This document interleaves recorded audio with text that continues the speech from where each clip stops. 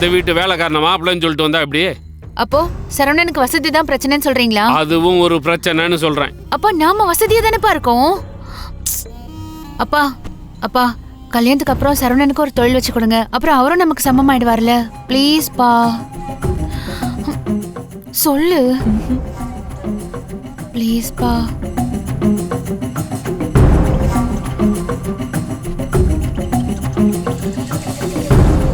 அப்பா நீங்களும் சாதாரண நிலைமையில இருந்து தானே இவ்ளோ பெரிய ஆளா வந்திருக்கீங்கன்னு எத்தனை டைம் என்கிட்ட சொல்லிருக்கீங்க.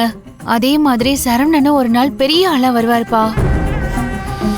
தங்கம் நல்லா பேச கத்துக்கிட்ட. 2 நாள் பார்த்த பையனுக்காக அப்பனையே ஈடு கட்டி பேசுற. அப்படி இல்லப்பா, வெறும் வசதி வாய்ப்பை மட்டும் பார்த்து ஒரு நல்ல லைஃபை எழுந்துட வேண்டாம்னு நினைக்கிறேன், அவ்வளவுதான். நீ சொல்றதெல்லாம் சரிதான்டா தங்கம். ஆனா நீ பிறந்ததுல இருந்தே உன்னை பார்த்து பார்த்து வளர்க்கறது நாங்க தானே.